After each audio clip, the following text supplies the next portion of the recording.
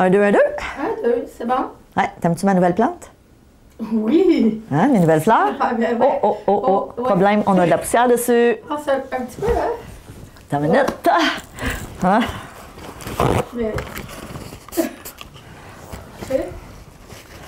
Super. C'est sûr que là, si je voulais faire comme si c'était des vrais... c'est pas vraiment des vrais. Oh, oh!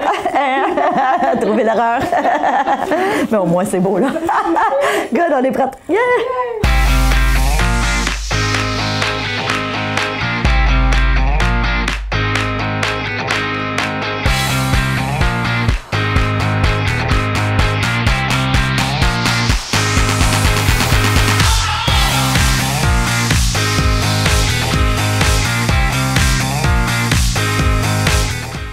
Bonjour et bienvenue à Mastef TV, votre télé inspirante. Écoutez, merci d'être là. Je me présente, je suis Stéphanie Milot. Et vous le savez, si vous me suivez depuis un petit moment, je me suis donné une mission qui est d'inspirer 10 millions de personnes au cours de la prochaine décennie à vivre une vie plus satisfaisante, plus équilibrée, à la hauteur de leurs rêves. Alors, merci de faire partie de ces 10 millions de personnes. Donc, aujourd'hui, je vous partage 8 étapes pour vraiment vous défaire du syndrome de l'imposteur. Premièrement, est-ce que vous souffrez du syndrome de l'imposteur? Qu'est-ce que c'est le syndrome de l'imposteur? C'est ce sentiment de jamais être à la hauteur, de jamais être assez. C'est vraiment ça le syndrome de l'imposteur. Et j'avais envie de vous lire quelque chose de super intéressant. J'ai fait des recherches sur le syndrome de l'imposteur et il y a une psychologue qui s'appelle Amy Cuddy qui a effectué des recherches et elle démontre que notre langage du corps, donc notre body language, a réellement un impact sur la perception que les autres ont de nous, mais aussi sur la perception qu'on a de nous-mêmes. Alors, il semblerait que lorsqu'on adopte une posture d'excellence, et si vous voulez avoir un aperçu de ces postures-là, Amy Cuddy a fait une conférence TED. Alors, vous connaissez peut-être les conférences TED. Alors, si vous allez faire une recherche sur Amy Cuddy, A-M-Y-C-U-D-D-Y, sur TED, vous allez voir sa conférence où justement elle décrit les postures d'excellence. Et ce qu'elle a réalisé, c'est qu'effectivement, quand on adopte certaines postures, donc le corps droit, vraiment les épaules plus par en arrière, ça a un impact sur notre niveau de testostérone et de cortisol et ça entraîne un effet positif sur la confiance en soi. Wow! Tellement intéressant.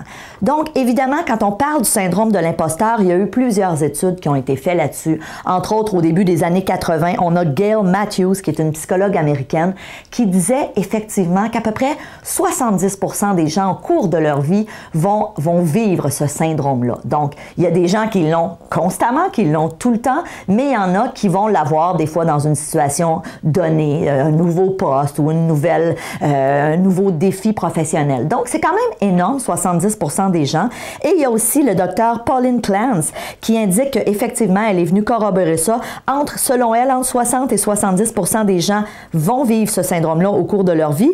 Et une chose intéressante, moi j'ai trouvé ça fascinant, Pauline Clance disait qu'il y a environ... le 3/4 des femmes qui ont été admises à l'université Harvard aux États-Unis, hein, alors on s'entend, l'université Harvard, université très prestigieuse, et le 3/4 des femmes qui ont été admises là disaient qu'elles ont estimé avoir été admises en raison d'une erreur dans le processus. Donc, elles pensaient réellement que c'était une erreur. Elles se sont dit « Hey, wow, j'ai été admise là, mais ça doit être une erreur. » Spéciale quand même. 3/4 des femmes. Wow!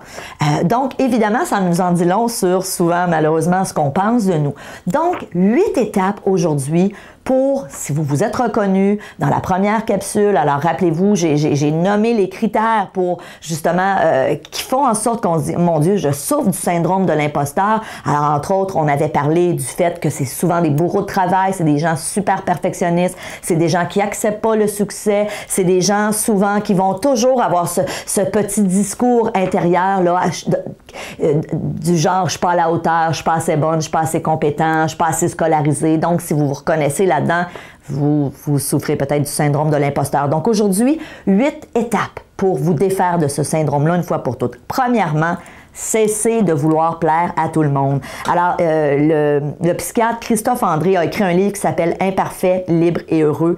Et dans son livre, il démontre que le syndrome de l'imposteur, c'est réellement une manifestation d'une faible estime de soi-même. Alors, est-ce que vous vous reconnaissez? Et souvent, le fait de vouloir plaire à tout le monde, de vouloir faire l'unanimité, souvent, c'est en lien avec la faible estime de soi. Si vous me connaissez depuis un moment, moi, j'ai toujours dit dans les conférences que j'ai données ou dans les formations ou dans les formations sur le web, je dis toujours aux gens, donne ton 100% et après, lâche prise sur l'opinion des autres. Parce que c'est impossible de faire l'unanimité. Et ça, je l'ai appris il y a très longtemps. Et le jour où j'ai intégré ça dans ma vie, ça a changé beaucoup de choses dans ma vie. Et je vous dis, si vous réalisez ça, si vous vous dites aujourd'hui, oui, je veux arrêter justement de plaire à tout le monde. Je vais être moi-même, je vais donner mon 100%, que ce soit au niveau personnel ou professionnel, et je vais essayer de lâcher prise un peu sur l'opinion des autres. Et oui, c'est un travail de longue haleine. C'est souvent, dans certains cas, le travail de toute une vie, mais je vous le dis, c'est tellement important. Donc, étape 1, cessez de vouloir plaire à tout le monde. Dites-vous, quoi que je fasse, il y a des gens qui vont aimer, qui vont être d'accord avec ce que je fais, mais pour la même action que vous allez faire, il y a aussi des gens qui ne seront pas d'accord. Il y a aussi des gens qui vont dire « Voyons donc, ça n'a pas de bon sens. » Et ça, c'est ça la vie. Donc, à partir du moment où j'ai intégré ce concept-là, je vous dis, on se sent tellement plus léger, on se sent tellement mieux dans sa peau. On se dit « OK, je donne mon 100%, puis après ça, les autres ont le droit de penser ce qu'ils veulent. » Deuxième étape, super importante, prendre conscience de nos pensées dévalorisantes. Alors, c'est clair, si un jour dans votre vie, vous avez souffert du syndrome de l'imposteur, il y a fort probablement des phrases comme « je suis pas à la hauteur ». Pourquoi moi? Pourquoi est-ce que j'ai eu cette promotion-là? Pourquoi est-ce qu'ils m'ont choisi pour prendre la parole en public dans cette réunion-là? Pourquoi est-ce que j'ai eu cette augmentation de salaire-là? Voyons donc. Pourquoi est-ce qu'on me fait ces compliments-là? Alors, c'est ça le syndrome de l'imposteur. C'est ces petites phrases-là dans notre tête qui tournent continuellement et qui font en sorte qu'on se dévalorise. OK? Je pourrais jamais, ou des phrases comme « je pourrais jamais être auteur ou écrivain ». J'entendais récemment une collègue et une amie à moi qui disait, une auteure québécoise assez connue, qui disait elle est rendue à son 3e livre qui vient de paraître et elle a eu des honneurs ici au Québec parce qu'on la reconnaît dorénavant comme auteure. Mais à la base, c'était une personne qui était animatrice, qui a fait plutôt de la télé. Elle n'avait jamais écrit.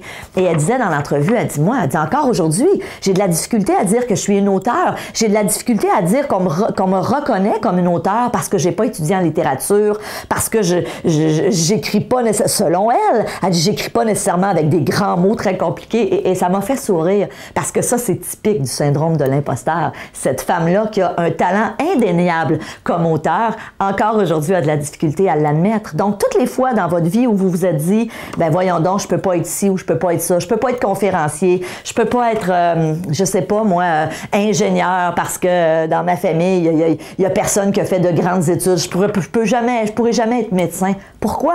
Tout ça, c'est le syndrome de l'imposteur. Donc, apprenez à, écouter votre discours intérieur et faire taire ces pensées-là, ces pensées qui sont dévalorisantes. Alors ça, c'est notre 2e étape. 3e étape, finissez-en avec la perfection. Très souvent, je l'ai dit dans la première vidéo, les gens qui souffrent du syndrome de l'imposteur sont des gens qui, avec le temps, malheureusement, vont devenir des hyper-perfectionnistes. Et je dis toujours, il n'y a pas de souci à bien faire les choses. C'est correct, hein? On a entendu ça quand on était jeune. Tant qu'à faire les choses, fais-les correctement, fais-les bien. Je suis tout à fait d'accord avec ça. Ceci étant dit, il y a une grande différence pour moi entre bien faire les choses et tomber dans un perfectionnisme à outrance. Et je sais pertinemment que si vous m'écoutez en ce moment et que vous souffrez du syndrome de l'imposteur ou que vous en avez déjà souffert, vous vous reconnaissez. Vous êtes fort probablement des gens hyper perfectionnistes. Mais dites-vous une chose, moi je dis la perfection, elle n'existe pas. La perfection, c'est quelque chose de relatif. Et je reviens à ce que je vous ai dit tantôt. Donnez votre 100% quand vous faites quelque chose et ensuite lâchez prise sur ce que les autres vont dire, mais aussi sur le résultat. Si tu as donné ton 100%, si tu as fait les efforts nécessaires, et ça c'est quelque chose que je dis souvent à mon petit garçon, il est en première année en ce moment, et pour lui, le français c'est un peu un défi. Ça va bien dans toutes les autres matières, ça va bien en mathématiques, ça va bien en anglais, ça va bien en éducation physique, ça va bien en espagnol, mais le français c'est un petit peu un défi. Et je lui dis, Louis-David, quand il revient à la maison avec une dictée puis qu'il n'a pas eu la note, mettons, qu'il aurait voulu, je lui dis, est-ce que tu as donné ton 100%? Est-ce qu'on a étudié suffisamment? Est-ce que tu as fait tout ce que tu pouvais? Et quand il me dit oui, je dis, parfait. Alors, sois fier de toi. Puis on va continuer à travailler pour justement continuer à s'améliorer, mais sois fier de toi. Et ça, c'est tellement important. Donc, troisième point, finissez-en avec la perfection. Quatrième point, apprenez à reprogrammer votre mental. Donc, on l'a dit, étape 1, je veux prendre conscience de mes pensées qui sont dévalorisantes, qui sont aliénantes. Hein? Toutes ces pensées de je suis pas à la hauteur, je suis pas assez bonne, je suis pas assez bon, je suis pas assez fin, je suis pas assez scolarisé, je suis pas assez ci, je suis pas assez ça. Toutes les je suis pas assez. Et remplacez ce discours-là par des phrases comme « si j'y mets les efforts, j'augmente mes chances d'y arriver ». Et ça, je vous le dis, c'est une phrase, puis c'est tellement vrai, puis ça revient à ce que je dis à mon fils. Si tu y mets les efforts, tu vas réussir. Oui, il y a des matières dans lesquelles c'est peut-être un petit peu plus un défi, mais si on met les efforts, on va y arriver. Et ça, c'est bon pour n'importe qui, pas juste pour les enfants, c'est bon pour nous aussi, les adultes. Si on met les efforts, si on décide d'apprendre quelque chose, d'apprendre une nouvelle langue, d'apprendre un nouvel instrument de musique, d'apprendre un nouveau logiciel au travail, si vous mettez les efforts, vous allez y arriver, il n'y a aucun doute. OK? Donc, reprogrammez votre mental. Cinquièmement, mettez votre focus sur vos forces. Souvent, les gens qui ont ce syndrome de l'imposteur ont malheureusement avec le temps développé le réflexe de regarder juste ce qu'ils font de pas bien.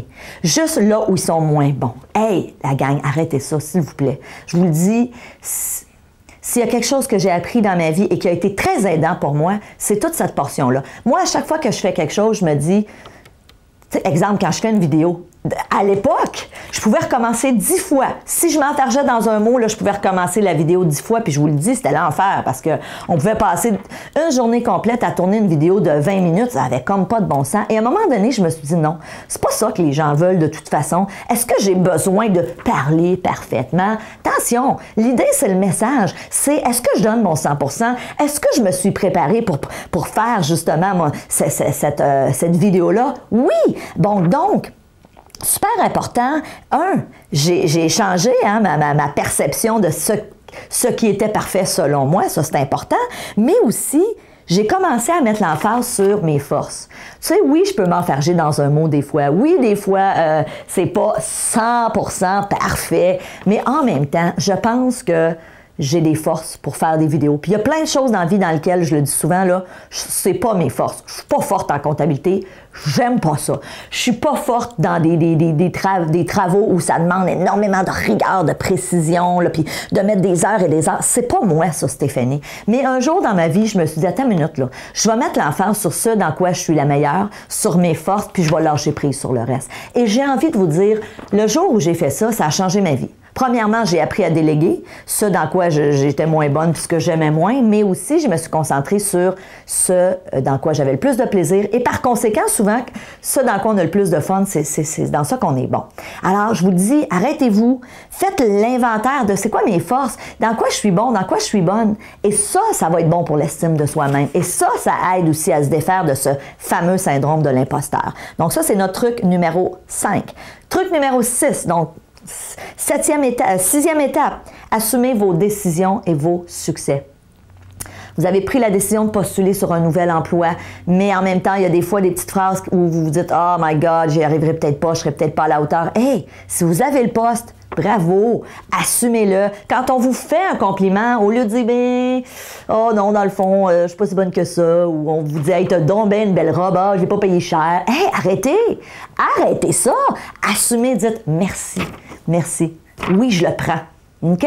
Puis mettez-les justement dans votre tête parce que c'est bon pour l'estime de soi. On vous félicite, on vous complimente, on vous reconnaît publiquement. Prenez-le. Arrêtez de minimiser vos succès. C'est tellement important. Septièmement, et j'adore cette phrase-là, je vous le dis, répétez-vous la phrase suivante puis prenez-la en note. Toute personne qui a connu un grand succès a un jour été un débutant. C'est tellement vrai. C'est tellement vrai. Toute personne qui a connu un grand succès un jour a été un débutant. Hey, allô? Je trouve ça fantastique. Donc, pour connaître des grands succès, dites-vous une chose. Au début, c'est sûr que ça ne sera pas parfait. Vous ne serez peut-être pas justement selon vos critères à la hauteur. Moi, quand j'ai commencé à faire des vidéos, je vous jure, là, si vous allez sur YouTube puis que vous retournez dans mes anciennes vidéos au début, c'est hilarant. Ça n'a comme pas de bon sens. J'ai un gros rideau laid en arrière beige et je parle, puis des fois, je suis à peu près pas maquillée. Puis, je vous le dis, c'est pas naturel. Et alors, Je veux dire, aujourd'hui, il y a des gens, des fois, qui sont en coaching avec moi, qui me disent, mon Dieu, Stéphanie, t'es tellement naturelle, ça a tellement l'air facile. Oui, mais c'est venu après des heures et des heures. C'est la même chose pour vous. Il y a sûrement des choses aujourd'hui, des compétences que vous avez qui sont devenues une seconde nature. Si vous avez appris à parler une langue quand vous étiez jeune et qu'aujourd'hui, vous la parlez couramment, ben, veut pas, c'est venu avec le temps. Mais un jour, vous saviez pas parler cette langue-là. Il y a eu un moment dans votre vie où vous avez été un débutant. C'est la même chose pour tout. Donc, je vous le dis, je la répète, la phrase, prenez-la en note. Toute personne qui a connu un grand succès un jour a été un débutant. A été un débutant. Et notre dernière étape, et non la moindre, apprenez à vivre avec votre syndrome de l'imposteur. Puis pourquoi je vous dis ça?